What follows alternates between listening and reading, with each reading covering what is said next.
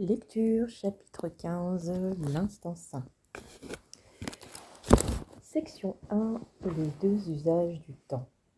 Peux-tu imaginer ce que cela signifie de n'avoir pas de soucis, pas d'inquiétude, pas d'anxiété, mais d'être simplement parfaitement calme et tranquillement tout le temps et tranquille tout le temps?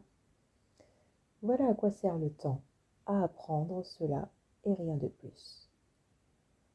L'enseignant de Dieu ne peut pas être satisfait de son enseignement tant qu'il ne constitue pas tout ton apprentissage. Il n'a pas rempli sa fonction d'enseignant tant que tu n'es pas devenu un apprenant si constant que tu n'apprends que de lui. Quand cela sera constant, tu n'auras plus besoin d'un enseignant ni de temps dans lequel apprendre.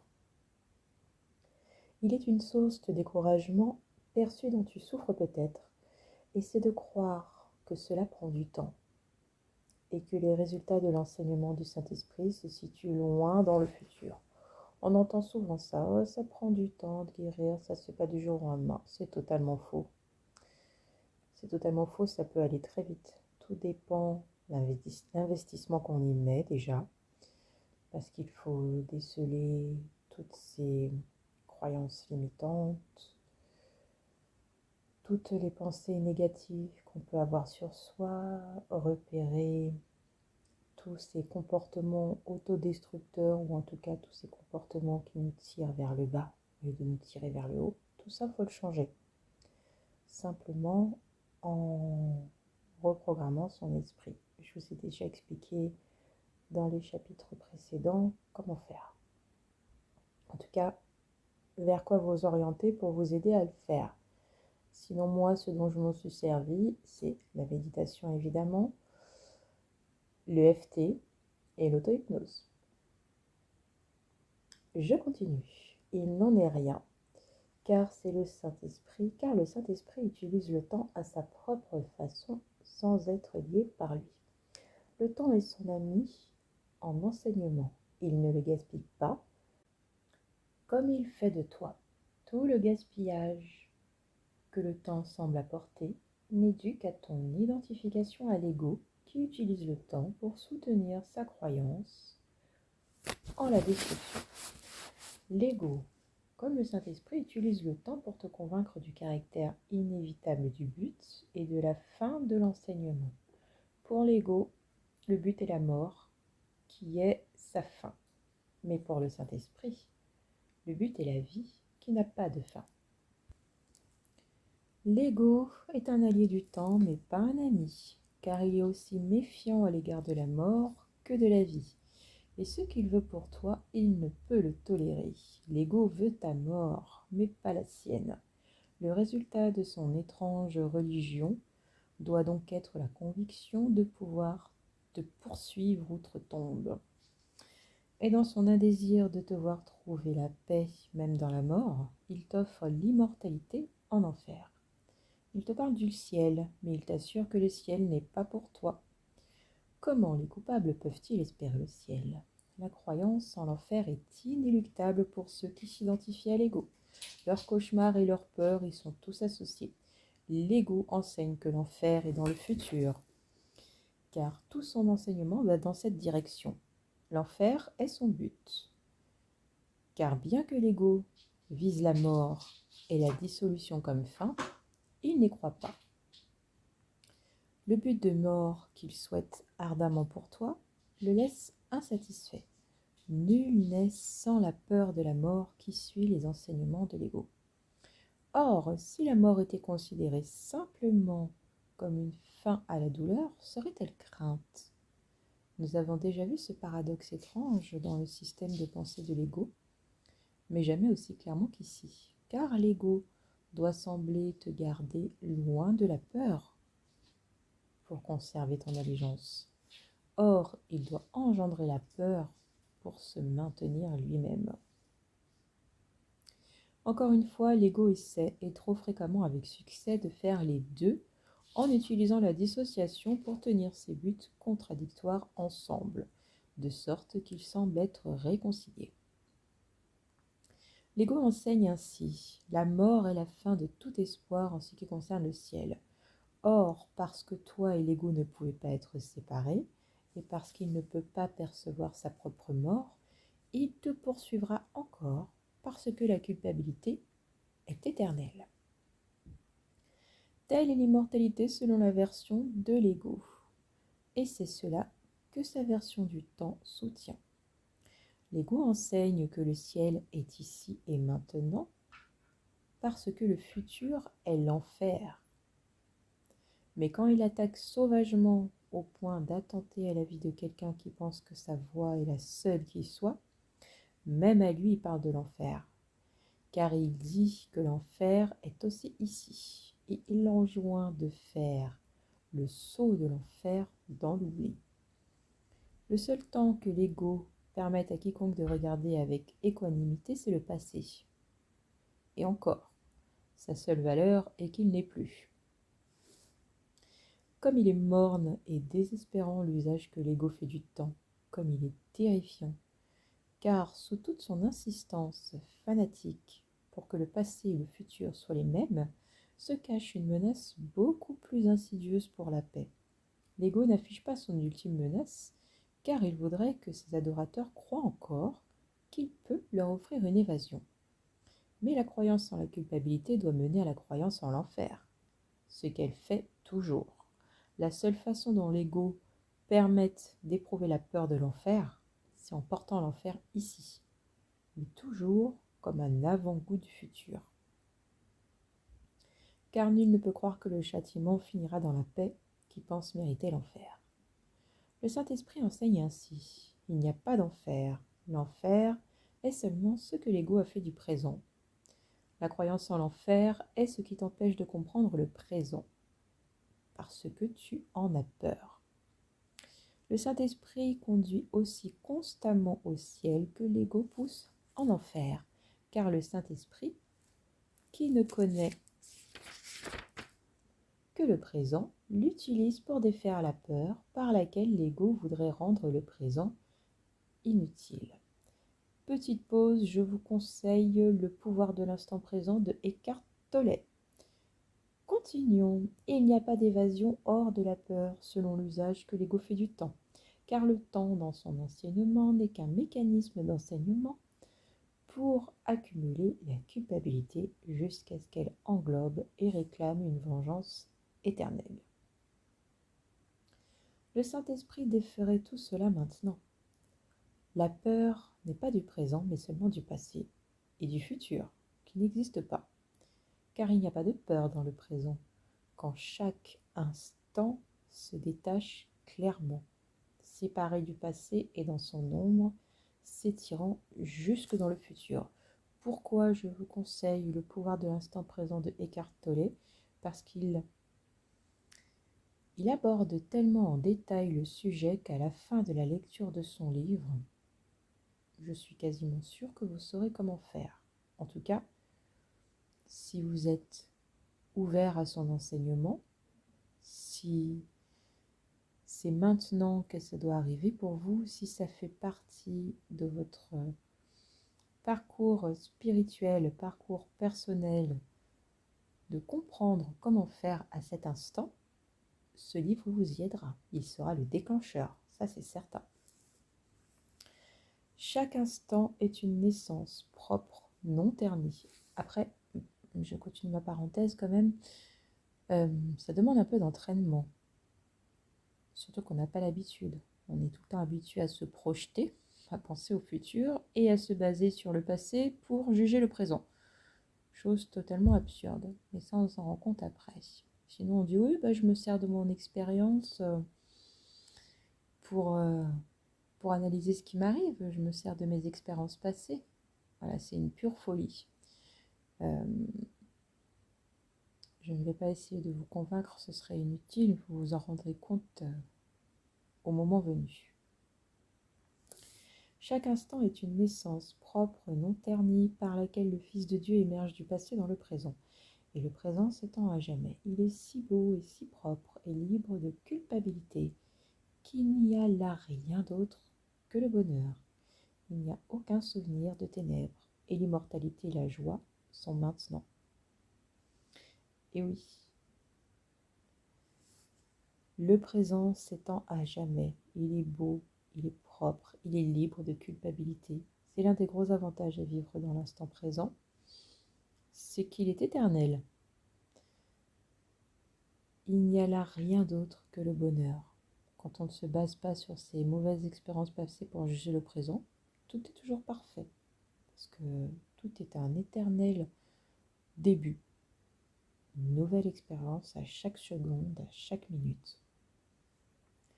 Aucun souvenir de ténèbres et l'immortalité et la joie sont maintenant. Cette leçon ne prend pas de temps, car qu'est-ce que le temps sans passé ni futur? Il a fallu du temps pour te fourvoyer si complètement, mais il ne faut pas du tout de temps pour être ce que tu es. Commence à t'exercer dans l'usage du temps que fait le Saint-Esprit comme aide à l'enseignement vers le bonheur et la paix. Prends l'instant même, maintenant, et imagine que c'est tout le temps qu'il y a. Rien ne peut t'atteindre ici qui vienne du passé, et c'est ici que tu es complètement absous, complètement libre et entièrement sans condamnation. À partir de cet instant saint dans lequel la sainteté est née à nouveau, tu avanceras dans le temps sans crainte et sans sentiment de changement avec le temps. Le temps est inconcevable sans changement. Or, la sainteté ne change pas. Apprends de cet instant davantage que le simple fait que l'enfer n'existe pas. En cet instant rédempteur réside le ciel. Et le ciel ne changera pas, car la naissance dans le Saint-Esprit est le salut qui délivre du changement.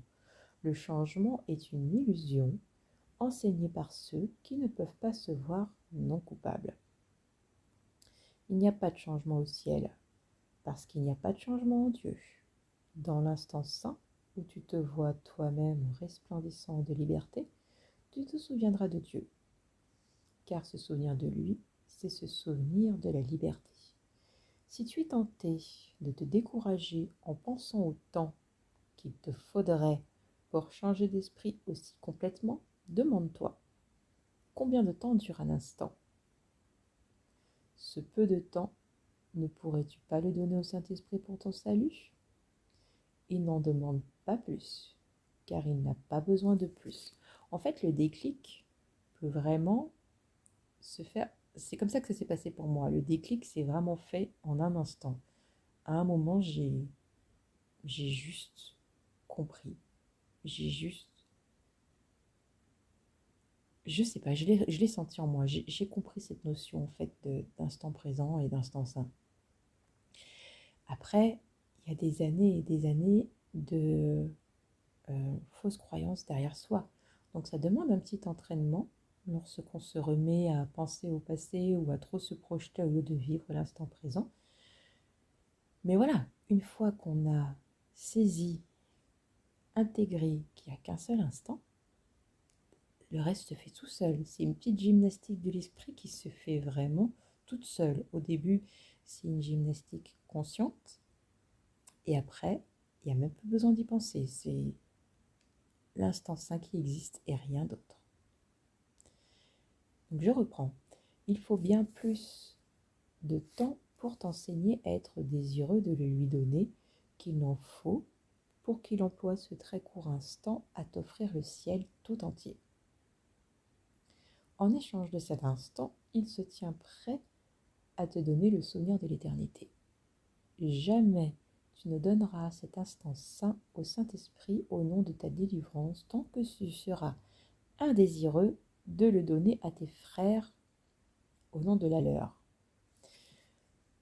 Je vais relire cette phrase, elle est très importante, je ne vais pas la détailler, elle est suffisamment explicite. Jamais tu ne donneras cet instant saint au Saint-Esprit au nom de ta délivrance, tant que tu seras indésireux de le donner à tes frères au nom de la leur. Car l'instant de sainteté est partagé et ne peut pas être à toi seul. Souviens-toi donc, quand tu es tenté d'attaquer un frère, que son instant de délivrance est le tien. Les miracles sont les instants de délivrance que tu offres et recevras. Ils témoignent de ton désir d'être délivré et d'offrir le temps au Saint-Esprit pour l'usage qu'il en fait. Combien de temps dure un instant? Il dure aussi peu pour ton frère que pour toi. Exerce-toi à donner cet instant béni de liberté à tous ceux qui sont esclaves du temps et fais du temps un ami pour eux. Leur instant béni, le Saint-Esprit, tu le donnes par le don que tu en fais. Comme tu le donnes, il te l'offre. Ne sois pas indésireux de donner ce que tu voudrais recevoir de lui, car tu te joins à lui en donnant. Et oui, donner, c'est recevoir, n'oubliez pas. Dans la pureté cristalline de la délivrance que tu donnes est ton évasion instantanée hors de la culpabilité. Tu dois être saint si tu offres la sainteté. Donner, c'est recevoir, c'est pas juste une parole prêchi-prêcha, hein, bien sûr, hein, vous avez compris. Hein, j'ai déjà abordé dans les chapitres précédents. Nous communiquons par le biais de la matrice divine, par le champ unifié quantique, par le biais de nos émotions, de nos pensées, et on attire à soi ce qu'on est, ce qui est en résonance avec nos propres émotions, nos propres pensées, notre propre fréquence vibratoire. Donc c'est là que ça prend tout son sens, donner, c'est recevoir. Je continue. Combien de temps dure un instant? Autant qu'il en faut pour établir une parfaite santé d'esprit, une paix parfaite et un amour parfait pour chacun, pour Dieu et pour toi-même. Autant qu'il en faut pour te souvenir de l'immortalité et de tes créations immortelles qui la partagent avec toi.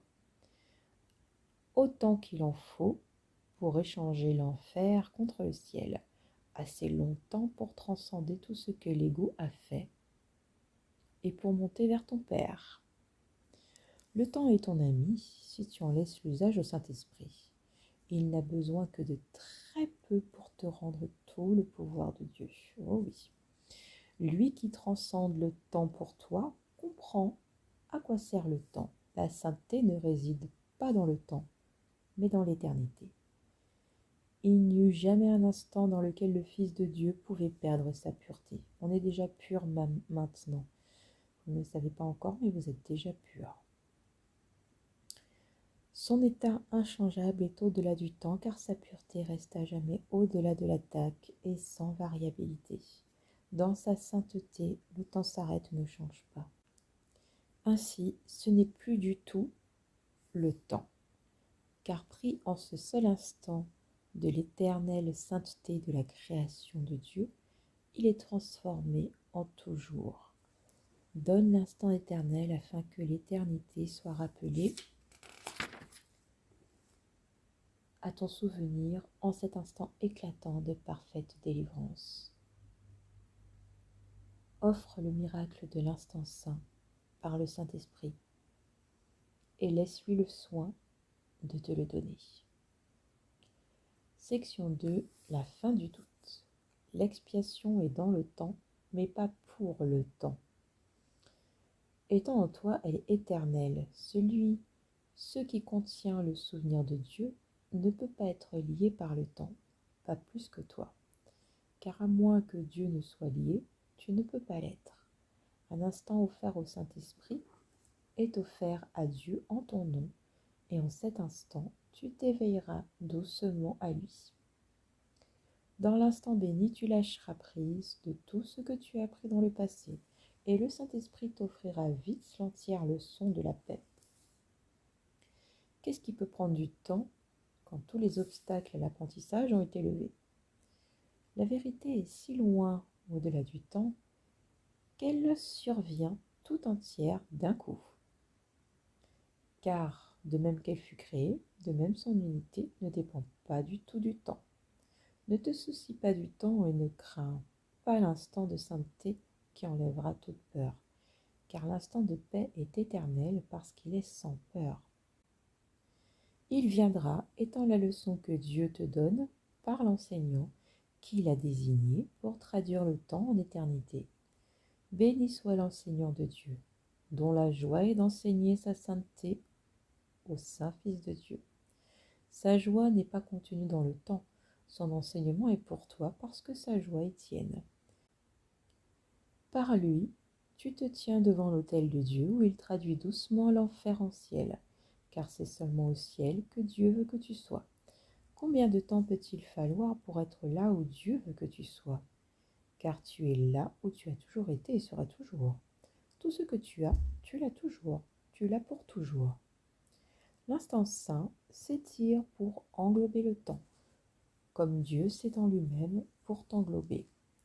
Toi qui as passé des jours, des heures et même des années à enchaîner tes frères à ton ego dans une tentative pour l'appuyer et soutenir sa faiblesse, tu ne perçois pas la source de la force. En cet instant saint, tu désenchaîneras tous tes frères et tu refuseras de soutenir et leur faiblesse et la tienne. Tu ne te rends pas compte combien tu as mésusé de tes frères en les voyant comme source de soutien pour l'ego. Le résultat est qu'ils témoignent de l'ego dans ta perception et semblent fournir des raisons pour ne pas en lâcher prise. Or, ils sont des témoins bien plus forts et bien plus convaincants pour le Saint-Esprit. Et ils soutiennent sa force. C'est à toi donc de choisir s'ils soutiennent l'ego ou le Saint-Esprit en toi. Et tu reconnaîtras lequel tu as choisi à leur réaction. Un fils de Dieu qui a été créé par le Saint-Esprit en un frère est toujours reconnu. Il n'est pas possible de le nier. Si tu demeures incertain, c'est uniquement parce que tu n'as pas donné une complète délivrance. Et à cause de cela, tu n'as pas donné un seul instant complètement au Saint-Esprit. Car quand tu l'auras fait, tu seras sûr de l'avoir fait. Tu en seras sûr parce que son témoin parlera de lui avec tant de clarté que tu entendras et comprendras. Tu douteras jusqu'à ce que tu entendes un seul témoin que tu auras entièrement délivré par le Saint-Esprit. Et alors, tu ne douteras plus.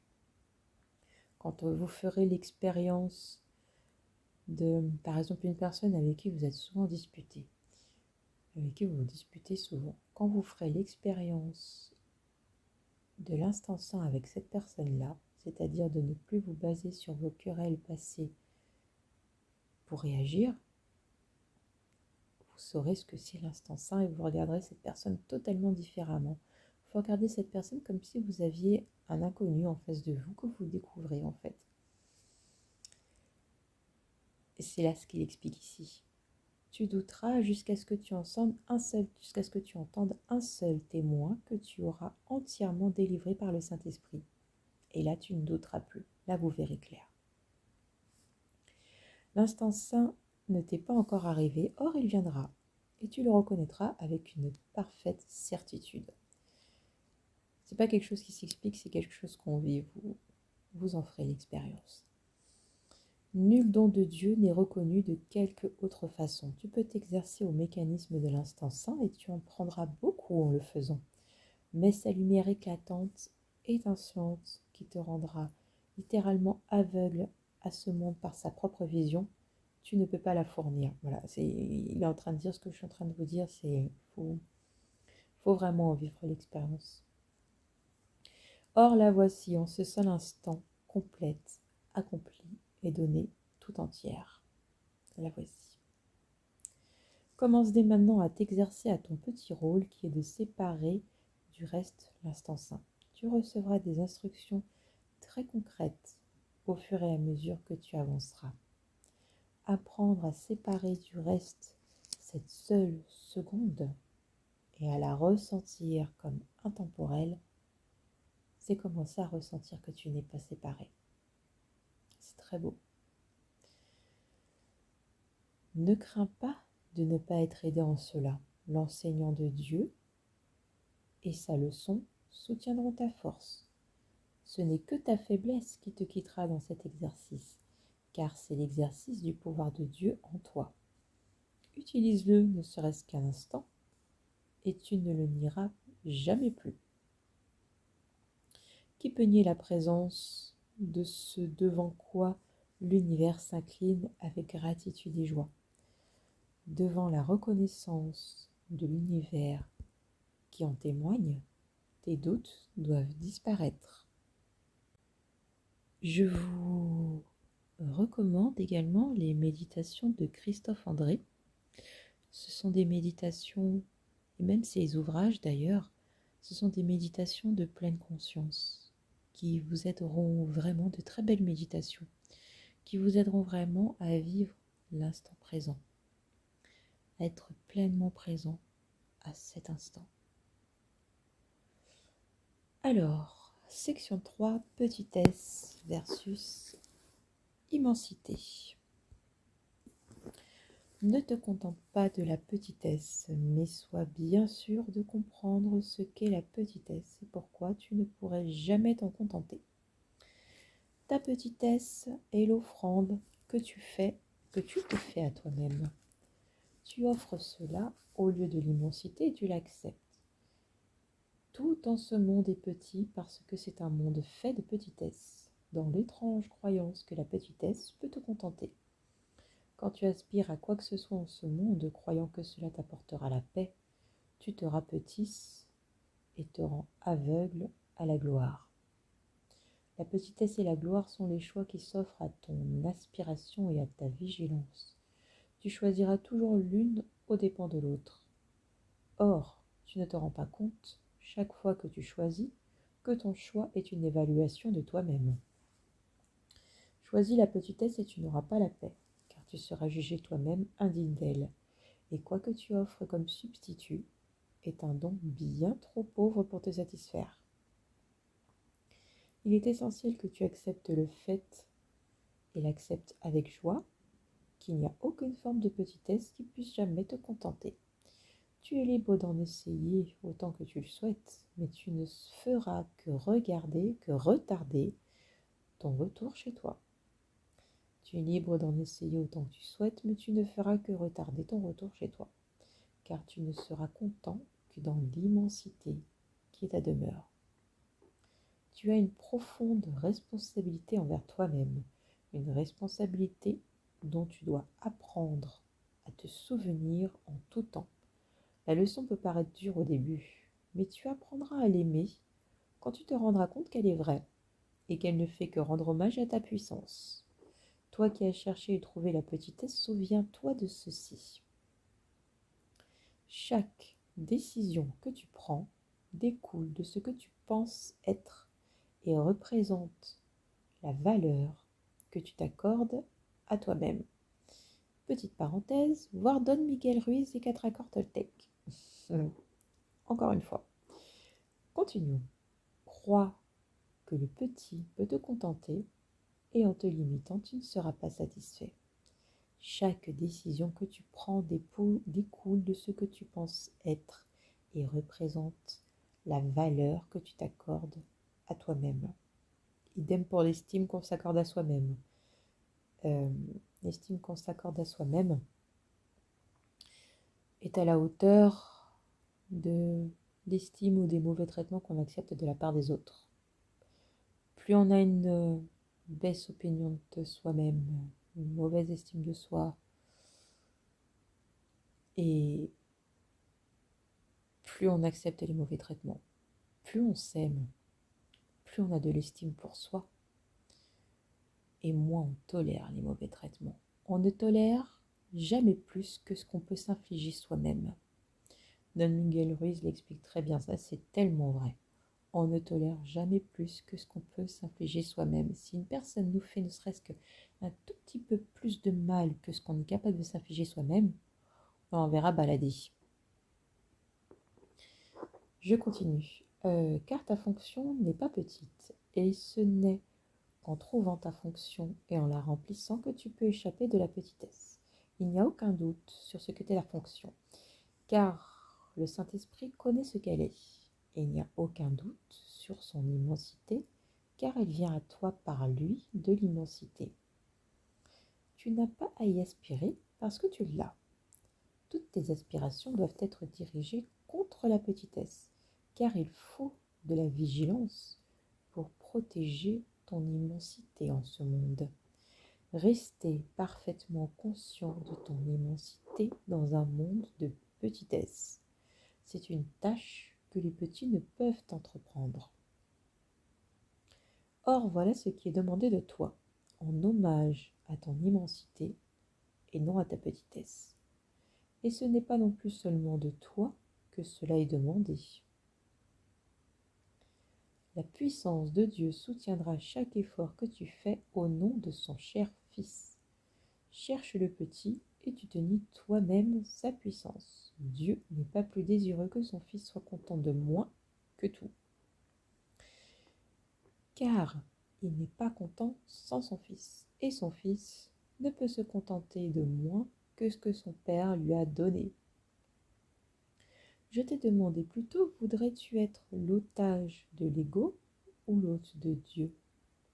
Laisse le Saint-Esprit te poser cette question chaque fois que tu prends une décision, car chaque décision que tu prends y répond, et conséquemment invite la tristesse ou la joie, tout à fait. Quand Dieu s'est donné à toi en ta création, il t'a établi pour toujours comme son hôte. Il ne t'a pas quitté et tu ne l'as pas quitté. Toutes tes tentatives pour nier son immensité et faire de son Fils l'otage de l'ego ne peuvent pas rendre petit celui que Dieu a joint à lui-même. Chaque décision que tu prends est pour le ciel ou pour l'enfer. Tout dépend de celui qu'on écoute, c'est l'ego ou le Saint-Esprit. Le Saint-Esprit, je vous rappelle, c'est écouter son cœur, c'est écouter son intuition. Et comment faire la différence entre ce que l'ego dit et ce que l'intuition, ce que notre guide intérieur nous dit. Le guide intérieur nous conduit toujours à la paix et à l'amour, contrairement à l'ego. Donc, chaque décision que tu prends, c'est vraiment simple en fait. Une fois qu'on comprend ces choses-là, c'est vraiment très simple. C'est pas plus compliqué que ça. Les gens sont toujours étonnés de la simplicité avec laquelle je vis. Quand je leur explique que voilà, il n'y a rien de compliqué. Quand quelque chose me provoque de l'inconfort ou que j'ai pas envie de le faire, ben je le fais pas. Voilà. Et croyez-moi que ma vie en est beaucoup plus simple parce que une fois qu'on est fidèle à soi-même, authentique, dans ce qu'on ressent, vous vous rappelez cette phrase, ce qu'on ressent se transforme en ce qu'on se dit, qui se transforme en ce qu'on fait, tout l'univers se met de notre côté et nous encourage dans cette voie parce que c'est simplement ce qui nous est demandé. Il nous est demandé que nous sommes des êtres créateurs et pour se rappeler que nous sommes des êtres créateurs, il faut vivre dans le cœur.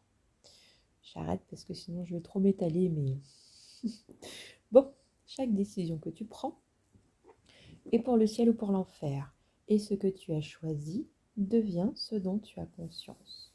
Le Saint-Esprit peut tenir ton immensité lavée de toute petitesse clairement et en parfaite sécurité dans ton esprit, intouché par chaque petit don que le monde de la petitesse voudrait t'offrir. Mais pour cela, tu ne peux pas te ranger contre lui dans ce qu'il veut pour toi.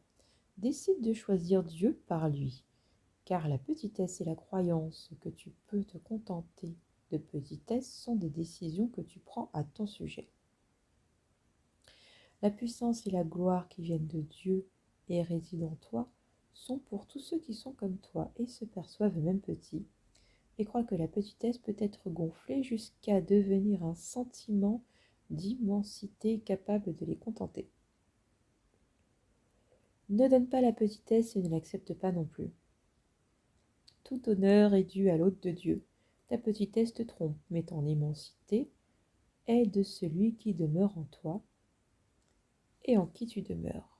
Ne touche personne donc avec petitesse au nom du Christ, hôte éternel de son Père. En cette saison, Noël entre parenthèses, qui célèbre la naissance de la sainteté en ce monde, joins-toi à moi qui ai décidé de choisir la sainteté pour toi. Notre tâche ensemble est de rendre la conscience de son immensité à l'hôte que Dieu a désigné pour lui-même. faire le don de Dieu. Cela est au-delà de toute petitesse, mais pas au-delà de toi, car Dieu voudrait se donner lui-même à travers toi.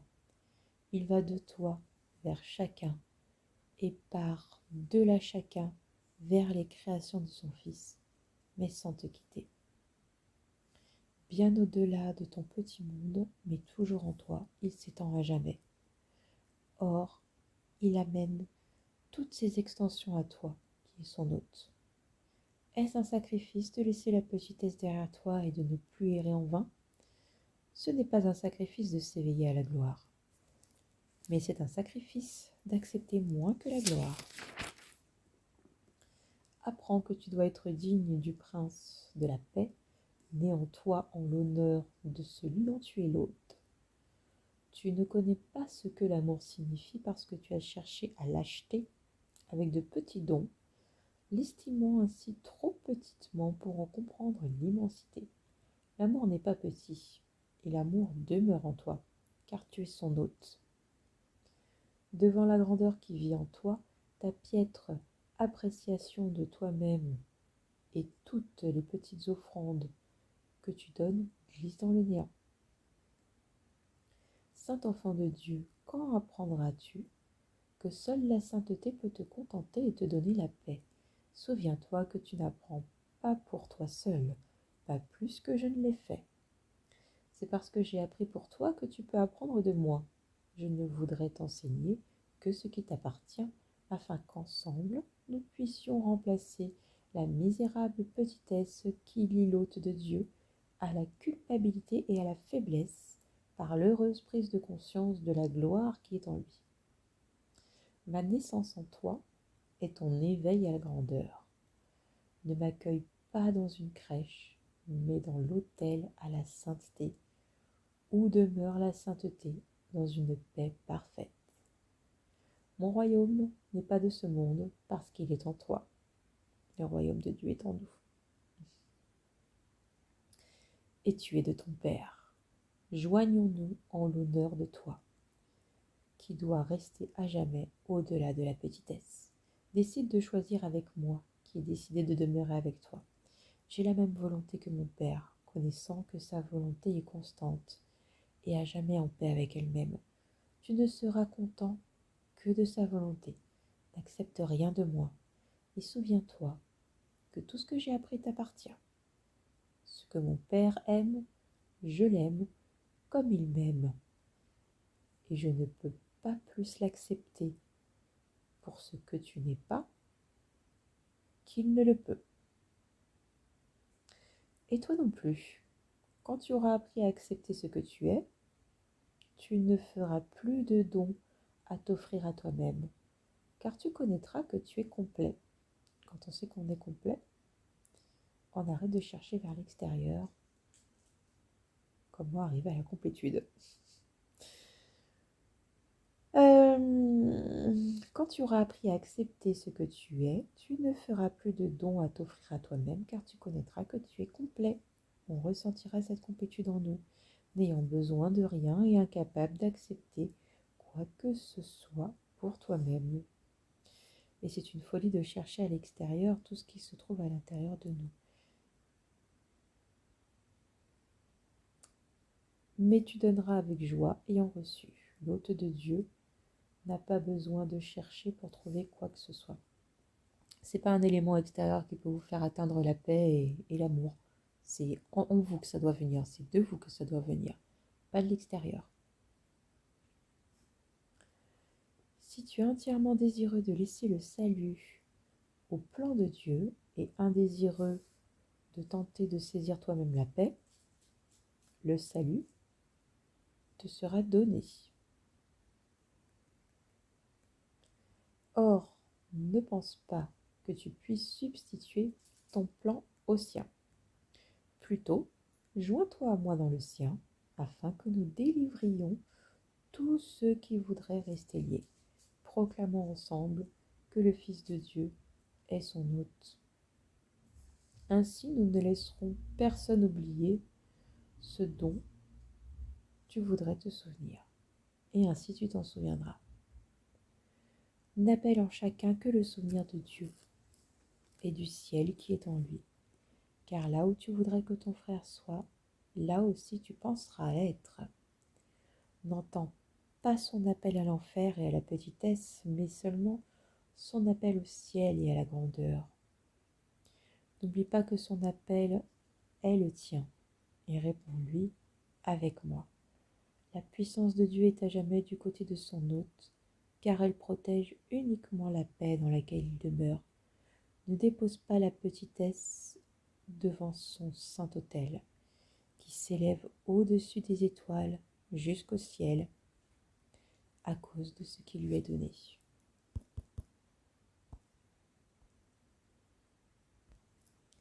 Section 4. S'exercer à l'instant saint.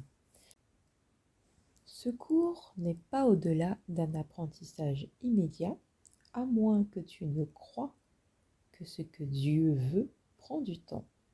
Et cela signifie seulement que tu préfères retarder la reconnaissance du fait que telle est sa volonté.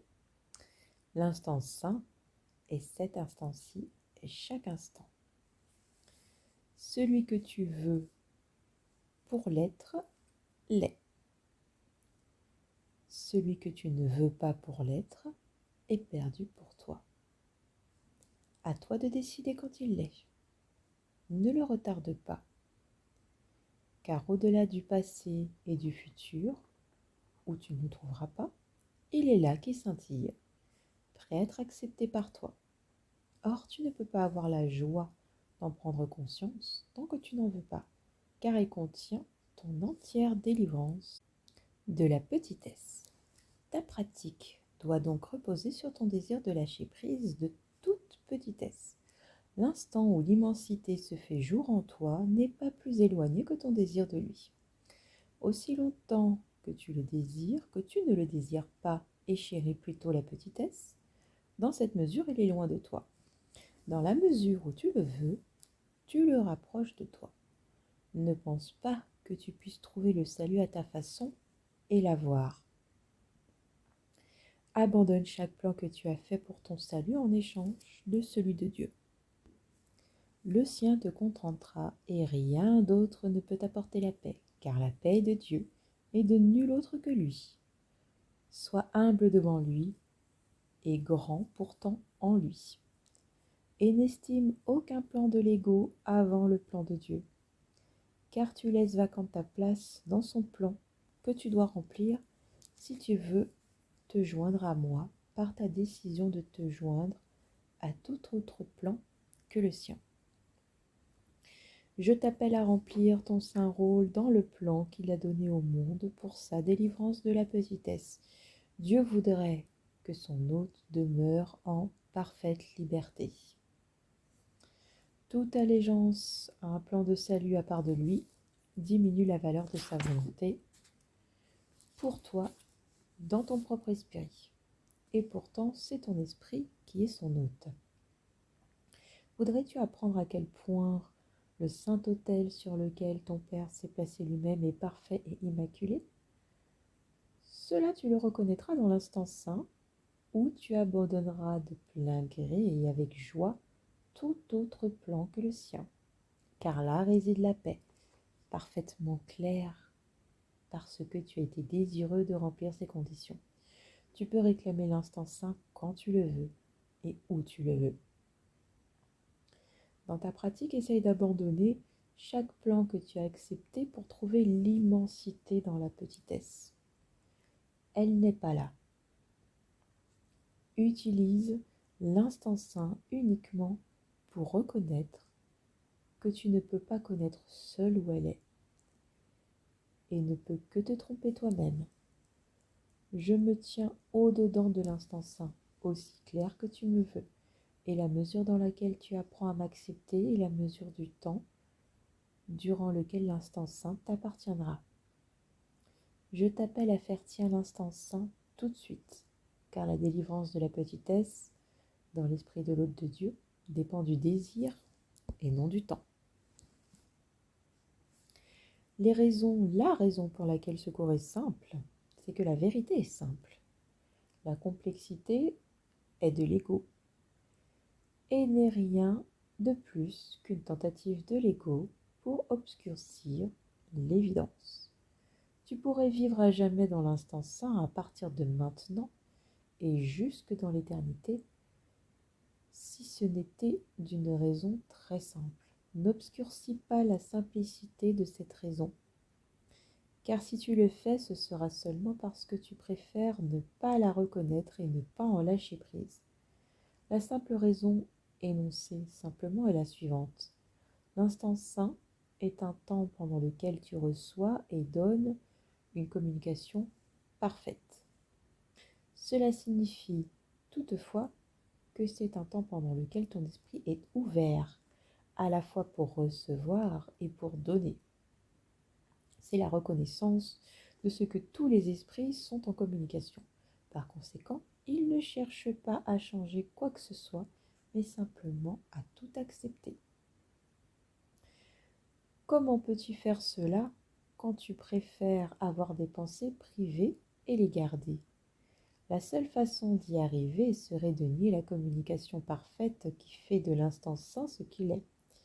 Tu crois que tu peux abriter des pensées que tu n'aurais pas à partager et que le salut consiste à garder des pensées pour toi seul. Car dans les pensées privées qui ne sont connues que de toi, tu penses trouver une façon de garder ce que tu voudrais avoir seul, tout en partageant ce que tu voudrais partager. Et ensuite, tu te demandes comment il se fait que tu n'es pas pleinement en communication avec ceux qui t'entourent et avec Dieu qui vous entoure tous ensemble. Chaque pensée que tu voudrais garder cachée coupe la communication, parce que c'est ce que tu veux. Il est impossible de reconnaître la communication parfaite tant que rompre la communication a de la valeur pour toi. Demande-toi honnêtement, est-ce que je veux avoir une communication parfaite et suis-je entièrement désireux de lâcher prise pour toujours de tout ce qui interfère avec elle? Si la réponse est non, alors que le Saint-Esprit soit prêt à te la donner ne suffit pas pour la faire tienne, car tu n'es pas prêt à la partager avec lui. Et elle ne peut pas venir dans un esprit qui a décidé de s'y opposer, car l'instant saint est donné et reçu avec un même désir, étant l'acceptation de l'unique volonté qui gouverne toute pensée. La condition nécessaire de l'instant saint ne requiert pas que tu n'aies pas de pensée qui ne soit pure, mais cela requiert que tu n'en aies aucune que tu veuilles garder. Très important, la condition nécessaire de l'instant saint ne requiert pas que tu n'aies pas de pensée qui ne soit pure. Ça veut dire que même si vous avez des pensées qui ne sont pas pures, c'est pas grave. Par contre, cela requiert que tu ne veuilles en garder aucune. Et oui, vu que faut regarder ses pensées avec un regard neuf à chaque fois. Donc forcément, absent de toute culpabilité, toute rancœur, tout sentiment négatif. C'est voir les choses pour la première fois, donc tout voir avec amour. Ce n'est pas toi qui as fait l'innocence, elle t'est donnée à l'instant où tu la veux. Il n'y aurait pas d'expiation s'il n'en était pas besoin. Tu ne seras pas capable d'accepter la communication parfaite tant que tu voudrais te la cacher toi-même. C'est ce que tu voudrais cacher, car ce que tu voudrais cacher t'est caché. Dans ta pratique donc, essaye seulement d'être vigilant contre la tromperie et ne cherche pas à protéger les pensées que tu voudrais garder pour toi. Laisse la pureté du Saint-Esprit les dissiper et amène toute ta conscience à être prête pour la pureté qu'il t'offre. Ainsi, il te rendra prêt à connaître que tu es l'hôte de Dieu et n'est l'otage de rien ni de personne. Section 5. L'instant saint et les relations particulières.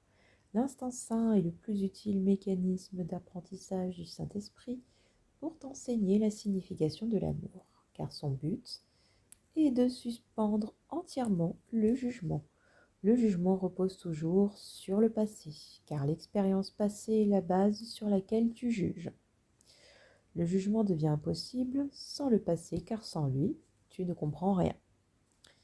Quand il dit tu ne comprends rien, c'est-à-dire que tu n'as plus rien sur quoi te baser pour en juger. Tu découvres les choses. Tu n'essaierais pas de juger parce qu'il t'apparaîtrait très clairement que tu ne comprends pas ce que signifie quoi que ce soit. Tu as peur de cela parce que tu crois que sans l'ego, tout serait chaos. Or, je t'assure que sans l'ego, tout serait amour. Mais tellement. Le passé est le principal mécanisme d'apprentissage de l'ego, car c'est dans le passé que tu as appris à définir tes propres besoins et acquis les méthodes pour les satisfaire comme bon te semble. Nous avons dit que limiter l'amour à une partie de la fidélité, c'était faire entrer la culpabilité dans tes relations et ainsi les rendre irréelles. Si tu cherches à séparer du reste certains aspects de la totalité vers lesquels tu te tournes ensuite pour satisfaire tes besoins imaginaires, tu essaies d'utiliser la séparation pour te sauver. Comment donc la culpabilité pourrait-elle ne pas y entrer ? Car la séparation est la source de la culpabilité et y faire appel pour ton salut, c'est croire que tu es seul. Être seul, c'est être coupable. Car faire l'expérience de toi-même étant seul, c'est nier l'unité du Père et de son Fils, et ainsi attaquer la réalité.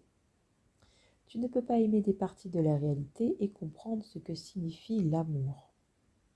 Si tu veux aimer différemment de Dieu, qui ne connaît pas d'amour particulier, comment peux-tu le comprendre ?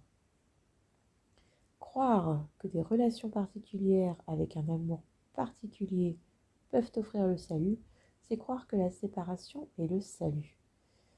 Car c'est dans l'égalité complète de l'expiation que réside le salut. Comment peux-tu décider que certains aspects particuliers de la fidélité peuvent te donner plus que d'autres ? Le passé t'a enseigné cela. Or, l'instant saint t'enseigne qu'il n'en est rien. À cause de la culpabilité, toutes les relations particulières contiennent des éléments de peur. C'est pourquoi elles passent et changent si fréquemment. Elles ne sont pas fondées sur le seul amour inchangeable. Et l'amour où la peur est entrée n'est pas fiable, parce qu'il n'est pas parfait. Dans sa fonction d'interprète de ce que tu as fait, le Saint-Esprit utilise les relations particulières que tu as choisies pour soutenir l'ego, comme expérience d'apprentissage indiquant la vérité. Sous sa direction, chaque relation devient une leçon d'amour. Le Saint-Esprit connaît que personne n'est particulier. Or, il perçoit aussi que tu as fait des relations particulières qu'il voudrait purifier et ne pas te laisser détruire.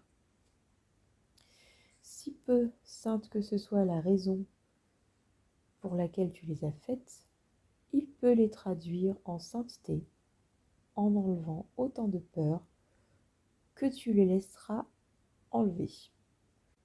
Tu peux confier n'importe quelle relation à ses soins et être sûr qu'il n'en résultera pas de la douleur. Si tu lui offres ton désir de ne lui faire servir aucun autre besoin que le sien. Toute la culpabilité en elle vient de l'usage que tu en fais. Tout l'amour du sien. N'aie pas peur, donc, de lâcher prise de tes besoins imaginaires qui détruiraient la relation. Ton seul besoin est le sien. Toute relation que tu voudrais substituer à une autre n'a pas été offerte au Saint-Esprit par son usage. Il n'y a pas de substitut à l'amour. Si tu tentes de substituer un aspect de l'amour à un autre, tu as donné moins de valeur à l'un et plus à l'autre. Non seulement tu les as séparés, mais tu as aussi jugé et rejeté les deux. Or, tu t'es d'abord jugé et rejeté toi-même. sans quoi tu n'aurais jamais pu imaginer avoir besoin de tes frères tels qu'ils n'étaient pas. Si tu ne t'étais pas vu toi-même sans amour, tu n'aurais pas pu les juger si pareils à toi dans le manque. L'ego fait des relations un usage si fragmentaire qu'il va fréquemment encore plus loin. Une partie d'un aspect convient à ses fins, tandis qu'il préfère des parties différentes d'un autre aspect. Je fais une petite parenthèse, ça c'est l'amour selon l'ego en fait. Vu qu'au lieu d'écouter le Saint-Esprit, nous écoutons l'ego, nous pensons incomplet. L'ego fait quoi? Au lieu de chercher à l'intérieur de lui, il n'aime pas ça, ça lui fait peur, il préfère projeter sur les autres. Donc on va chercher, inconsciemment ou pas, dans nos relations, ce qu'on croit qui nous manque. Et vu que nous attirons à nous des émotions, des personnes, des expériences par rapport à ce qu'on ressent, si on ressent un manque, on va attirer des personnes qui sont en résonance avec ça. Heureusement, les choses sont quand même bien faites. On attire toujours à nous des personnes qui nous ressemblent justement et qui par effet miroir peuvent nous aider à comprendre ce que nous avons à guérir. Guérir toujours avec des guillemets. Vous avez compris qu'en fait on est déjà parfait, on est déjà saint, mais il faut enlever ce voile. Et bon, il n'y a pas de mot qui existe pour ça, donc j'utilise guérir. C'est à ça que peuvent nous servir en fait les relations de l'ego. À voir quel type de personnes, quel type de situations ont tendance à se reproduire dans nos vies. Et là, il faut se poser des questions, dire bon, pourquoi? Qu'est-ce qui chez moi fait que ça se produit? Voilà, c'est la meilleure façon de traquer. Don Miguel Ruiz appelle ça la traque. C'est la meilleure façon de faire cette traque. Alors, l'ego fait des relations un usage si fragmentaire qu'il va fréquemment encore plus loin. Une partie d'un aspect convient à ses fins, tandis qu'il préfère des parties différentes d'un autre. Il assemble ainsi la réalité selon ses propres capricieuses préférences, t'offrant à rechercher une image à quoi rien ne ressemble. Or, il n'y a rien au ciel ou sur terre qui lui ressemble, et tu as beau en chercher la réalité, tu ne peux pas la trouver parce qu'elle n'est pas réelle. Oui, c'est vrai, du coup j'ai divagué sur autre chose. L'amour de l'ego n'est pas un amour inconditionnel, il n'est pas un véritable amour parce qu'on recherche toujours chez l'autre à combler nos peurs, à nous rassurer, à nous apporter une sécurité qu'on n'a pas et qu'on espère que l'autre va nous apporter. Ou on manque de confiance en nous et on a besoin sans arrêt d'être rassuré. On attend de l'autre qui nous rassure. C'est pas ça l'amour, ça c'est du troc. Je te donne ça si tu me donnes ça. Voilà. Alors, chacun sur terre a formé des relations particulières, et bien qu'il n'en soit pas ainsi au ciel, le Saint-Esprit connaît comment leur apporter une touche de ciel ici. Dans l'instant saint, personne n'est particulier, car tes besoins personnels n'empiètent sur personne pour faire paraître tes frères différents. Sans les valeurs du passé, tu verrais qu'ils sont tous les mêmes et pareils à toi. Et tu ne verrais pas non plus de séparation entre toi et eux. Dans l'instant saint, tu vois dans chaque relation ce qu'elle sera quand tu ne percevras que le présent. Dieu te connaît maintenant. Il ne se souvint de rien, t'ayant toujours connu exactement comme il te connaît maintenant. L'instant saint reflète sa connaissance en sortant toute perception du passé, en levant ainsi le cadre de référence que tu as battu et dont tu te sers pour juger tes frères. Une fois que celui-ci a disparu, le Saint-Esprit lui substitue son cadre de référence. Son cadre de référence est simplement Dieu. Et en cela seulement réside l'intemporalité du Saint-Esprit. Car dans l'instant saint, libre du passé, tu vois que l'amour est en toi, et tu n'as pas besoin de chercher au dehors pour dérober l'amour coupablement là où tu pensais qu'il était. Toutes tes relations sont bénies dans l'instant saint parce que la bénédiction n'est pas limitée. Dans l'instant saint, la fidélité profite en ne faisant qu'un, et unie dans ta bénédiction, elle devient unie pour toi. La signification de l'amour est la signification que Dieu lui a donnée. Donne-lui n'importe quelle signification à part la sienne, et il est impossible de le comprendre. Dieu aime chaque frère comme il t'aime, ni moins, ni plus. Il a besoin de tous pareillement, et toi aussi. Dans le temps, il t'a été dit d'offrir des miracles sous ma direction et de laisser le Saint-Esprit t'apporter ceux qui cherchent à te trouver. Or, dans l'instant saint, tu t'unis directement à Dieu et tous tes frères se joignent dans le Christ. Ceux qui sont joints dans le Christ ne sont aucunement séparés, car le Christ est le soi que la fidélité partage, comme Dieu partage son soi avec le Christ. Penses-tu que tu peux juger le soi de Dieu ? Dieu l'a créé au-delà du jugement, dans son besoin d'étendre son amour. Avec l'amour en toi, tu n'as aucun besoin sauf celui de l'étendre. Dans l'instant saint, il n'y a pas de conflit de besoin, car il n'y en a qu'un. Car l'instant saint s'étire jusqu'à l'éternité et jusqu'à l'Esprit de Dieu. Et c'est là seulement que l'amour a une signification, et là seulement qu'il peut être compris. Voilà, c'était les 5 premières sections du chapitre 15. Rendez-vous semaine prochaine pour les dernières sections. Ce chapitre en a en tout 13, me semble-t-il, 11, pardon. Je vous souhaite un très beau dimanche, à lundi pour la guidance, mercredi pour la méditation du courant miracle, vendredi pour la méditation christique et à dimanche prochain pour la suite. Passez une très belle journée.